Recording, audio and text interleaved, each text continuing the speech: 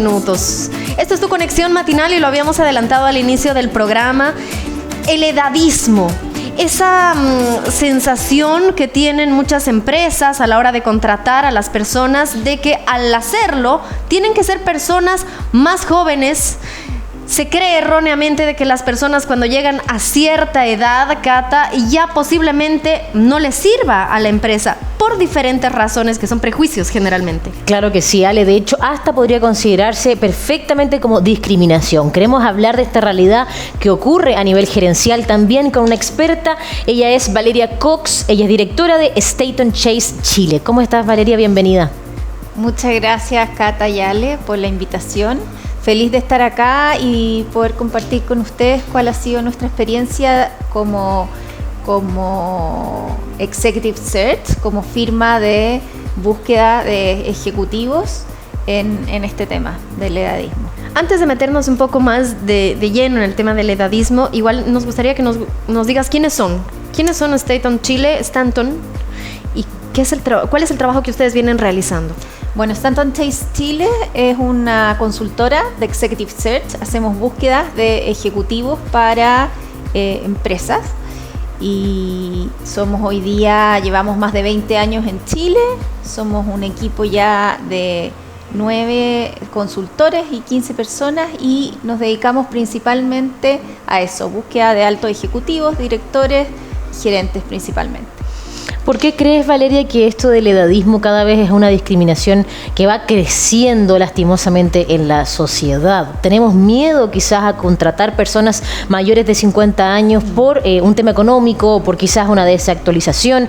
¿Cuál es el sentido real de esta discriminación, crees tú? Mira, hay muchas barreras. Yo te diría que sí, tiene que ver con prejuicios o barreras que combatir respecto de que están obsoletos tecnológicamente o que están obsoletos en sus conocimientos o que no les vamos a poder pagar lo que ganaban anteriormente o que prefieren personas que para desarrollar dentro de la organización y eso lo asocian a personas más jóvenes. También temas de que pueden ser más, comillas, mañosos o menos flexibles para ciertas cosas. Y esos son principalmente, yo diría, temas de salud también asociados, que van a tener problemas de salud. Son principalmente, yo diría, que los grandes mitos que existen respecto de la contratación de personas más grandes. Claro, y es terrible porque lo conversábamos detrás de cámaras. Nosotras recibimos siempre preguntas, ya sea para nuestra tarotista, para nuestro numerólogo, de personas que efectivamente tienen más de 50 años o incluso menos y que les cuesta demasiado encontrar trabajo hoy en día. Y se sabe que en Chile la población adulta, por ejemplo, o el decir adultos mayores, es una población que cada vez está en crecimiento. Así es, de hecho hay un estudio reciente que hizo Criteria para Travesía 100, Ashoka y MetLife y que nos cuentan que efectivamente estamos en un crecimiento aceleradísimo de la población más grande y la población de más de 60 años. Vamos a crecer a una tasa del 70% entre el 2015 y el 2050.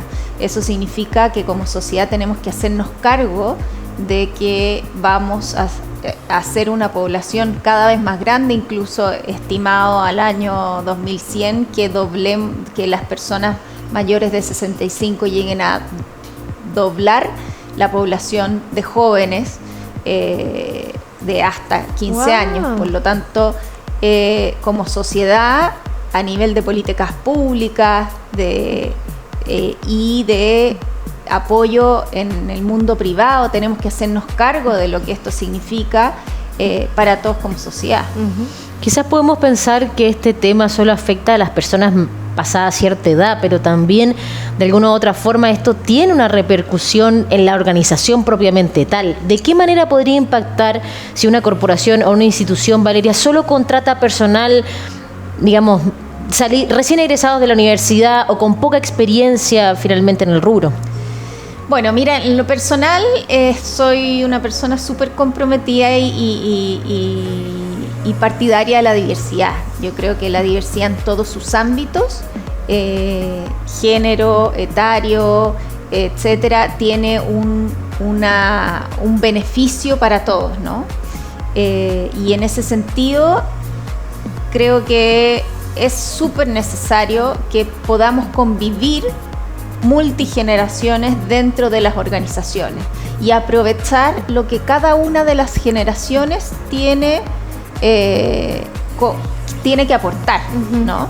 La gente más grande tiene mucha experiencia, es más resiliente, es más comprometido también en sus trabajos, versus las aprensiones que existen al respecto, ¿no?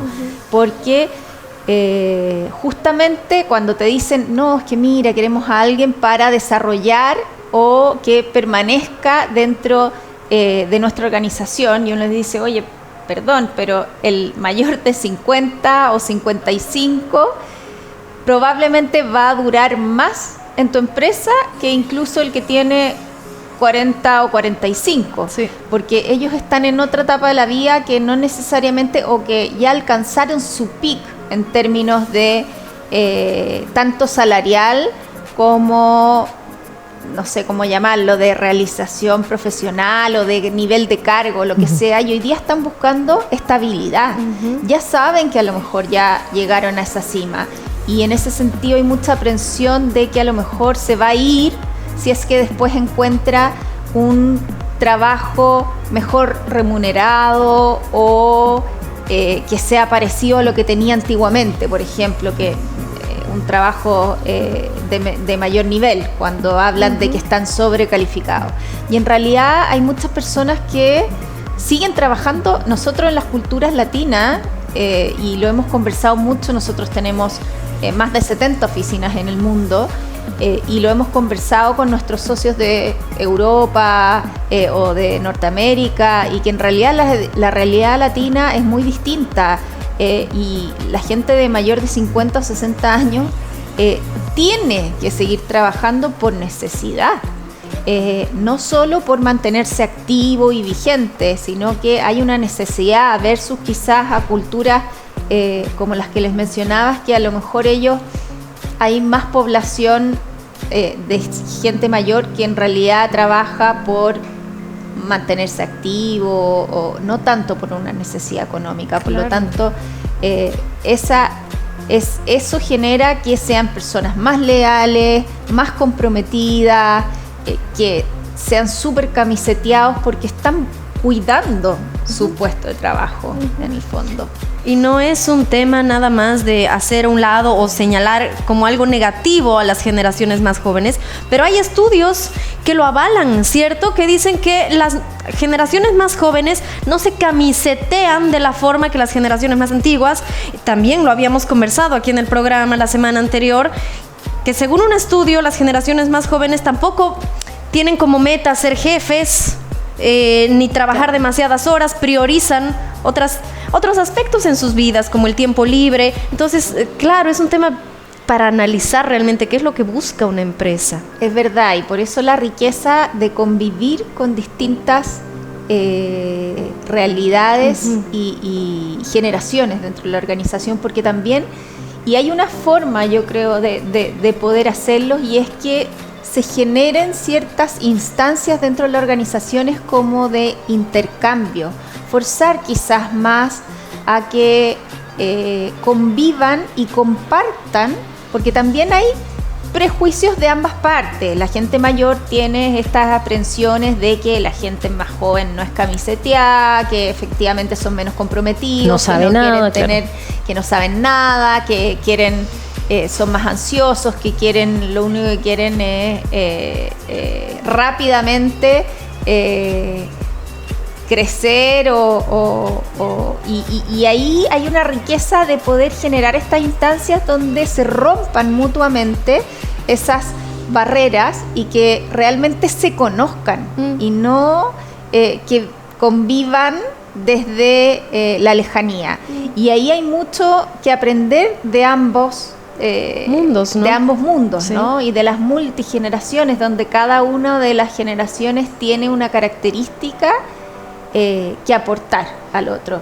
Y ahí con mentorías, con actividades donde obliguen quizás a interactuar entre las multigeneraciones, es la riqueza donde yo creo que las organizaciones van a empezar a valorar más ese tipo de instancia, y que estas generaciones más comprometidas, con mayor experiencia, madurez, habilidades blandas también, que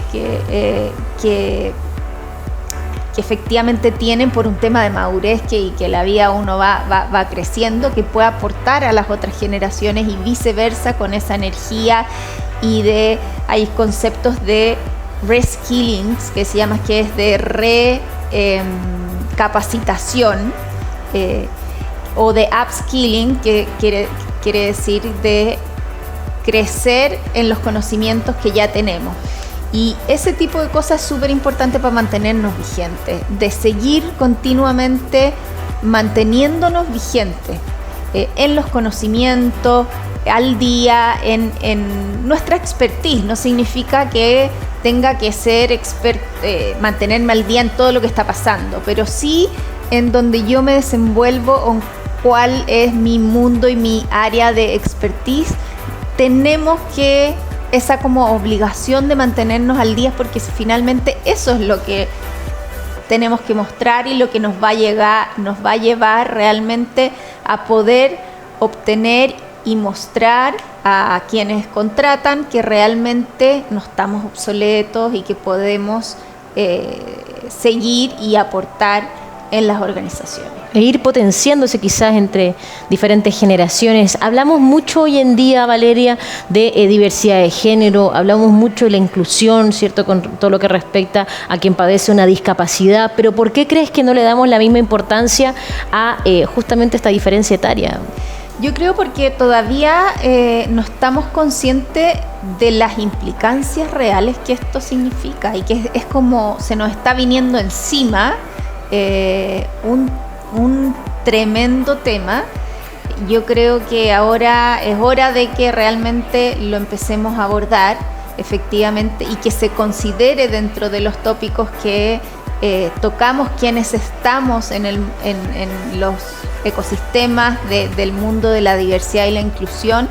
Empezar a hablar también del edadismo, de la discriminación etaria, y de cómo podemos combatirla como sociedad, cada uno desde el ámbito, ustedes desde las comunicaciones, nosotros desde ser embajadores con nuestros clientes para hacerles ver y romper esos prejuicios que tienen, y poder mostrarle que son personas que realmente les van a aportar a sus organizaciones, y que lo que buscan a lo mejor no es lo que realmente las mismas organizaciones creen. O sea que también puede haber un tema de pensar uno mismo, como que sentirse menos, como que sentir que ya no es competente dentro del mundo laboral. O sea, puede ser también un tema autoimpuesto, ¿cierto?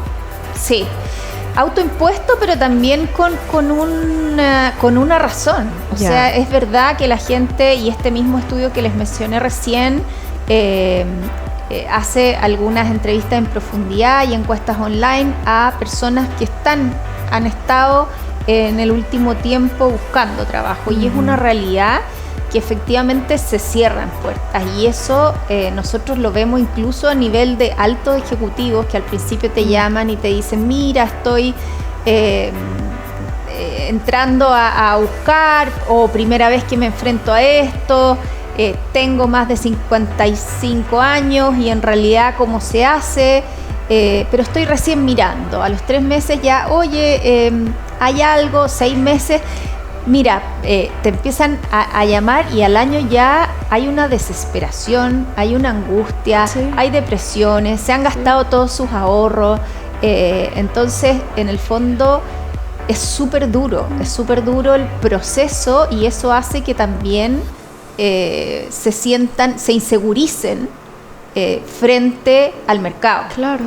¿Qué le recomendarías quizás a un trabajador senior que tenga en consideración, con todo lo que respecta al prejuicio etario, ante una entrevista de trabajo, por ejemplo? ¿Qué le recomendarías hacer para que efectivamente esa entidad o organización diga, bueno, realmente la experiencia de esta persona vale la pena y lo quiero en mi empresa? A ver, esto es una recomendación que yo le daría a todos quienes buscan trabajo transversalmente a las edades, que es el discurso o que conversen en esa entrevista o en la instancia que tengan para una búsqueda, o con nosotros quienes reclutamos y buscamos gente, es que mostrarse a la vanguardia, ¿ah? No basarse tanto en lo que han hecho en su vida laboral pasada, sino más bien en cómo ven las tendencias en el mercado, y eso genera una diferencia. En general, las empresas tampoco quieren a alguien que venga a hacer lo mismo que hizo los últimos 10 años y que lo venga a replicar, sino que ojalá quisieran a alguien que les traiga la bolita de cristal y que les diga lo que va a pasar en los próximos 5 años, por ejemplo. Entonces, es una combinación de mostrar experiencia, pero también tendencias y qué es lo que está pasando en el mundo, en tu industria, por ejemplo, o cómo son otras, los avances, por ejemplo, en la tecnología, en ese tipo de trabajo, etcétera, y mostrarse que realmente están al día. Yo diría que eso es clave para todas las generaciones, pero especialmente en las personas mayores, porque tienen una carga mayor respecto de las aprensiones que tengan de esos temas. Uh-huh. Y como sociedad, ¿qué nos falta? Porque nos mencionabas que otros países, por ejemplo en Europa, tal vez tienen otra apertura de mente, otra manera de ver a la persona de la tercera edad, si la comparamos con los países latinos. Bueno, sí, de partida la cultura oriental, sabemos que son culturas que valoran mucho más la sabiduría, y en ese sentido la gente mayor es mucho más respetada. En nuestras culturas es muy duro porque también tiene que ver, dejamos muy botados a nuestros adultos mayores, por lo tanto yo creo que debemos hacernos cargo desde todos los ámbitos donde podamos. Yo soy una convencida de que esto, mientras más se converse, mientras más se sepa, mientras más mostremos casos de éxito, ¿no? De, oye, aquí pasó esto, contrataron a tal persona, no querían, tenían miedo por esto y resulta que ha sido un éxito, y yo creo que eso es súper importante que los mostremos y que nos hagamos cargo de... Todos vamos a llegar a grandes y tenemos que ser como súper empáticos y responsables también como sociedad de que es algo que a todos nos va a llegar, todos vamos a estar ahí, y a veces no estamos conscientes porque nos consume nuestro propio día a día y nuestro propio egoísmo, digamos, pero es un tema que nos convoca a todos. Porque pensamos que quizás la juventud es eterna, toda la razón. Y hablaste en algún momento de políticas públicas. En el nivel de políticas de diversidad e inclusión, ¿qué acciones se podrían realizar efectivamente para acabar con el edadismo? A ver, yo creo que lo primero hay distintas etapas para combatir los temas de diversidad, diría yo. Primero, sin duda, hay que sensibilizar, y que yo diría que recién estamos en eso hoy respecto al tema del edadismo, ponerlo, el tema, sobre la mesa, y también sin duda que políticas públicas hay desde todos los ámbitos, desde, como te decía, desde el mundo de la salud, desde lo laboral, y sin duda que el aplazamiento de la edad de jubilación es algo para mí que es clave, y eso a nivel de políticas públicas creo que es prioritario para abordar este tema. ¿Por qué? A ver, porque hay muchas personas, y también lo hemos conversado acá, de que se jubilan y se sienten útiles, pero completamente útiles de aquí y físicamente. Se dice que cada vez todos como seres humanos vamos a vivir más tiempo. Entonces no podemos pensar de que una persona a cierta edad es como hace 50 años. Pero nos gustaría que nos metamos un poquito más en ese tema. Bueno, exactamente, porque tiene que ver con las tasas de envejecimiento de la población. La edad de jubilación en nuestro país está establecida, no tengo claro hace cuántos años, digamos, pero no tiene nada que ver con las tasas de envejecimiento que tenemos hoy día. Por lo tanto, tiene toda lógica que se aplace la edad de jubilación, dado que estamos viviendo más. No tiene ningún sentido jubilarnos y que te queden 40 años de vida. Claro. O sea, la mitad de tu vida estando jubilado, con lo que significa eso, sobre todo en temas económicos, de salud también, conversaban ustedes recién con la doctora, y de salud mental y física, ¿no? Sí. Y de poder sustentarse. Hoy día casi el 40% de las personas mayores declara que necesita ayuda económica de otros para llegar a fin de mes. Y no todo el mundo cuenta tampoco con esa red de apoyo. Exacto. Y muchos también tienen que seguir apoyando económicamente a otros, incluso después de haber jubilado. Entonces, si a eso le aumentamos los costos que tienen, los remedios, ¿para qué decir quienes están en lo que es el sistema de salud, ¿no? Todo empieza a encarecerse cuando justamente tus ingresos disminuyen. Entonces, a nivel de políticas públicas, yo creo que lo más urgente es realmente, ya se está hace rato hablando, pero todavía no se concreta el hecho de que se aumente la edad de jubilación. Y me imagino que para ustedes como Staton Chase igualmente ha sido un constante desafío estar ideando, creando dinámicas dentro de las organizaciones para poder acabar con todos estos prejuicios. ¿Podrías nombrarnos alguna en particular que ha sido exitosa, por ejemplo? Bueno, yo creo que varias que ya les mencioné, pero en el fondo muchas de hacerles ver de que efectivamente nosotros estamos en el mundo de reclutamiento y de búsqueda de ejecutivos y gerenciales. Por lo tanto me voy a referir más a lo que es esa realidad, ¿no? Que es la que más personalmente conozco, pero justamente hacerles ver a los clientes de que estas personas están buscando estabilidad, más que a lo mejor ya fueron gerentes generales, por ejemplo, y no están buscando una gerencia general, y te dicen, bueno, pero ¿cómo le voy a ofrecer una gerencia comercial o de finanzas si ya fue gerente general, por ejemplo? Entonces, mira, esta persona no quiere, ya sabe que fue gerente general en su época de mayor producción o lo que sea, y hoy día a lo mejor no está aspirando a eso, quiere estabilidad, quiere trabajo, quiere sentirse activo y poder sustentarse. Por lo tanto, yo diría que ese es el principal mito en nuestro segmento. Y los sueldos, la pretensión salarial, que también puede ser un tema. No, seguramente ya fue gerente en tal empresa, seguramente quiere ganar mucho más de lo que tal vez quiere ganar o está dispuesto a hacerlo. Exactamente, y eso tiene que ver con lo mismo que les decía. A lo mejor, esa gente a lo mejor está dispuesta a ganar menos. Incluso cuando les preguntamos nosotros en nuestras entrevistas sus expectativas salariales, generalmente te dicen, mira,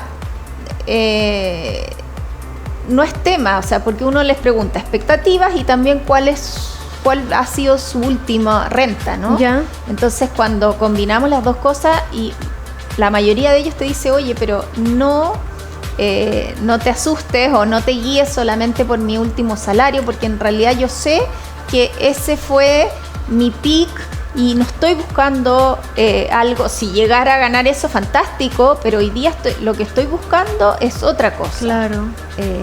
Incluso por tener a lo mejor menos responsabilidades o un salario menor, pero como te decía, sí una estabilidad y algo que les permita, muchos te dicen terminar mi época laboral en el fondo, y que a muchos les quedan 10 años. Claro. Entonces son esos últimos 10 años de alguna manera que están buscando otras cosas, ya la ambición es distinta. Va más quizás por el sentirse útiles, sentirse activos, sentir que todavía tienen mucho por compartir. Esto debe tener un impacto sin lugar a dudas a un nivel de salud mental importante, y me imagino que ustedes también han podido evidenciar un poco esa misma falla, ¿no?, que ocurre en las personas al cerrarse las puertas en la cara, al que no están preparados o quizás están buscando otra cosa. ¿Cuál es el sentir ya más personal que te comparten los trabajadores, si es que logran llegar a ese nivel también de conversación? Sí, muchas veces, y es muy duro, porque en el fondo, claro, yo no soy psicóloga, sí tenemos en nuestro equipo varios psicólogos, pero al final tú te enfrentas a mucha gente que está sin trabajo y que te llama y que te pide una reunión y que te pide un café, y al final uno quisiera poder dedicarse solo a eso, digamos, y poder apoyarlo y poder darles una mano, ¿no? Entonces uno ve una realidad que yo al menos la veo bastante patente en que me falta poco. O sea, yo voy a estar ahí en 2 minutos, te diste cuenta que creciste 20 años, ¿ah? Y eso significa que así vas a estar en 20 años más. Por lo tanto, es imposible no empatizar, y todos, como les decía, todos convivimos con esa realidad. Todos tenemos padres, todos tenemos tíos, abuelos, hermanos mayores, y que de alguna manera han convivido con el edadismo por uno u otro motivo, y por eso creo que es imposible no empatizar con esto. Uh-huh. y como la desesperación de que como sociedad no lo estamos viendo todavía, o no estamos viendo el impacto que se nos va a venir encima si es que no nos hacemos cargo. Y ahí creo que todos podemos aportar un granito de arena desde ponernos en el lugar del otro, ¿no? Uh-huh. Cuando están en una situación como esta. Y me imagino que dentro de este grupo de personas de cierta edad que ya están siendo segregados en el mundo laboral, a las mujeres nos toca peor, porque una mujer cuando va a buscar trabajo, primero que si está en edad fértil, ya a veces te tratan como que ya eres un cacho para la empresa. Me ha pasado que me han preguntado, pero vas a tener hijos, ¿quieres tener hijos? ¿De acá a cuánto tiempo? Como para saber si nos conviene contratarte, claro, o no. Algunos no lo dicen directamente, pero lo hacen. Uh-huh. Entonces, si una mujer está en edad fértil, es un problema para la empresa. Y después, si ya no está en edad fértil y es tercera edad, también es un problema. Sí, y además que generalmente en nuestras sociedades la carga del cuidado de los hijos, cuidado de los padres, uh-huh, de cuidadores, también recae mucho más en las mujeres. Por tanto, efectivamente, las tasas de desempleabilidad son mayores en las mujeres más grandes por distintas razones. No solo porque no encuentran, sino que porque también no pueden ni siquiera buscar, porque tienen que hacerse cargo de otros. Y ahí entra todo el tema de la corresponsabilidad, no solo con los hijos, sino que con los familiares. Y de tratar también, aquí entra otros temas, pero lo que es el abandono, lo que está pasando con la cantidad de gente más grande abandonada en lugares o casas de acogida, claro, de acogida, uh-huh, de reposo, qué sé yo, o incluso solos en sus hogares y que no los van a ver. Por lo tanto, el deterioro es mucho mayor. Y eso, el mantenernos activos laboralmente o socialmente, incluso socialmente, claro, o en el deporte, como hablaba la doctora recién, es súper importante para ayudarnos a llegar mejor a esa etapa que todos vamos a llegar. Si bien estamos hablando de la discriminación sobre cierta edad, me imagino que el edadismo no solamente ocurre en ese trayecto de la vida, sino que también pasa con gente joven, incluso cuando quizás las personas están recién egresadas o han tenido sus primeras interacciones con el mundo laboral, no tienen un currículum vasto ni lleno de trayectoria, pero sí tienen muchas ganas quizás de hacer cambios y de aportar con su energía. ¿Con ese punto has podido evidenciarlo de alguna u otra manera, Valeria? Sí, claro, como les dije, existen prejuicios para todas las generaciones. Por lo tanto, también la gente más senior cree que los jóvenes, y así como les hacen preguntas a veces a las mujeres respecto de la edad fértil o de la maternidad, etcétera, también a los jóvenes, si es que ya se tomaron su año sabático, por ejemplo, si es que ya están como listos para realmente establecerse, para adquirir ciertos compromisos, porque hay mucho prejuicio de que no, que todos van a querer juntar plata y irse a viajar con los amigos, no quieren tener incluso gente a cargo, viven solos o en grupo y tienen mascotas pero no hijos, etcétera. Todas esas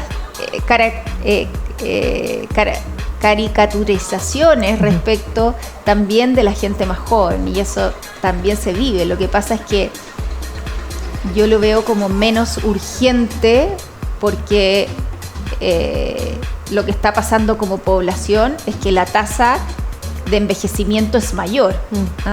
Por lo tanto, el tema del edadismo con la gente mayor es mucho más duro también y más impactante quizás actualmente. Sí. Queremos agradecerte, Valeria, tu tiempo y tus ganas de querer estar aquí con nosotras en tu conexión matinal. Muchas gracias por la invitación, sobre todo para hablar de este tema que creo que todos como sociedad tenemos que hacernos cargo y desde la vereda donde estemos empatizar con la dura realidad que es el edadismo. Muchísimas gracias, Valeria. Los invitamos a hacer una pausa nuevamente. Esto es tu conexión matinal. Al volver tenemos una sorpresa musical. Claro, ya venimos. Sí.